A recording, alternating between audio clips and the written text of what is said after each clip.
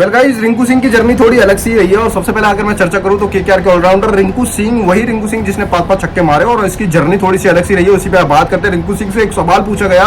जब रिंकू सिंह से पूछा गया कि आप केकेआर के लिए 55 लाख रुपए में कैसे खेल सकते हो, आपकी बोली प्लेयर्स की लिस्ट में सबसे कम रुपए में अनाउंस होती है। केकेआर के लिए आप 55 लाख रुपए में कैसे खेल सकते हो। केकेआर में एक बड़े से बड़े प्लेयर शामिल है जिसमें मिचेल स्टार का नाम आता है, जो कि 25 करोड़ रुपए में उनको शामिल किया गया। आप केकेआर के लिए 55 लाख रुपए में कैसे खेलते हो। तो जब रिंकू सिंह ने एक बेहतर जवाब दिया, जब रिंकू सिंह ने बताया कि मुझ पे जब कोई भी फ्रेंचाइजी जब विश्वास नहीं जता रही थी, उस टाइम में मुझे केकेआर ने शामिल किया था अपनी टीम में।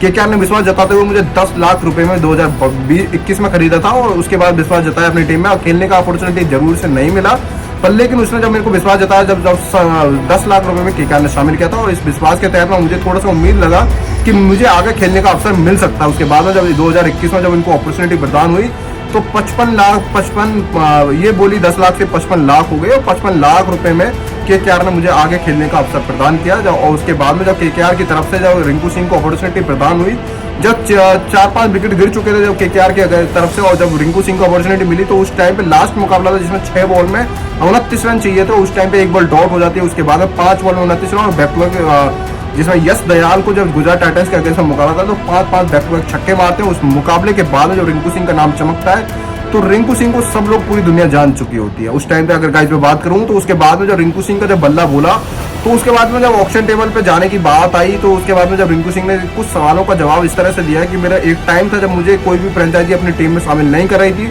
उस टाइम पे केकेआर ने जब विश्वास जताया, तो उसी के तहत में अगर टीम मुझे पैसों से कोई फर्क नहीं पड़ता है, चाहे मुझे 50 लाख में खरीदे या चाहे मुझे 1 करोड़ में खरीदे या चाहे इससे ज्यादा रुपए में मुझे कोई टीम खरीदती है, तो उसके बावजूद में मैं केकेआर में भी रहना पसंद करूंगा।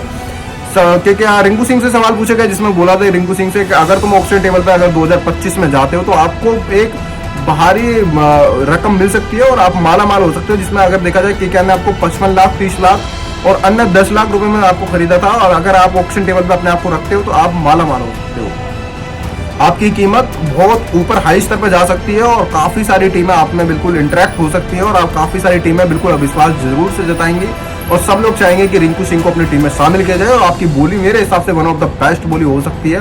और ऑक्शन टेबल में अगर आप जाते हो तो कहीं ना कहीं आपकी अपॉर्चुनिटी हाई हो जाएगी। कोई भी टीम अगर आपको बाय कर सकती है तो वो लाखों में बाय नहीं करेगी। आपको हो सकता है कि 10 से 15 या 20 करोड़ रुपए तक भी आपको टीम मतलब प्रोवाइड कर सकती है।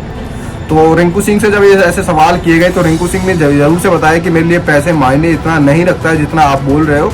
मेरे लिए मतलब हो सकता है कि मुझे कोई भी फ्रेंचाइजी 10, 20 या 15 करोड़ रुपए में खरीद ले, पर लेकिन केकेआर ने जब मुझे स्टार्टअप दिया, केकेआर ने मुझे जब 10 लाख रुपए में खरीदा, तो उस टाइम पे यार मेरी जर्नी थोड़ी सी अलग सी रही थी। उस टाइम में मुझे अपॉर्चुनिटी चाहिए थी कैसे भी करके आईपीएल में खेलने के लिए, और जब मुझे केकेआर ने अपॉर्चुनिटी प्रदान की तो उसके बाद जब मैंने बल्ला चलाया तो कहीं ना कहीं केकेआर ने पूरी तरह से जब 50 लाख से उसके बाद 30 लाख में खरीदा, और 30 लाख से उसके बाद 80 लाख में खरीदा, और दोबारा से जब आईपीएल 2024 हुआ तो उस टाइम पे इसकी बोली 55 लाख रुपए थी।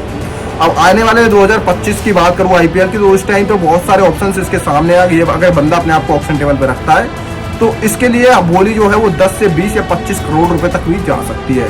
कहने का मतलब ये 55 लाख रुपए के लायक तो बिल्कुल भी नहीं है। ये बंदा बिल्कुल डिजर्व करता है बेटर, और कहीं ना कहीं अगर रिंकू सिंह ने अपने आप को ऑप्शन टेबल पे रखा, हो सकता है कि ऑप्शन टेबल पे रखे, अगर अपने आप को ऑप्शन टेबल पे रखते तो रिंकू सिंह पूरी तरह से मालामाल हो सकते हैं। पर लेकिन ऐसा होने के चांसेस बहुत कम है, क्योंकि रिंकू सिंह ने खुद ही बयान दिया जिसमें उन्होंने बताया कि यार मैं अपने आप को केकेआर के लिए खेलना पसंद करूंगा, ना कि पैसों के लिए किसी दूसरी फ्रेंचाइजी में ज्वाइन होना पसंद करूंगा।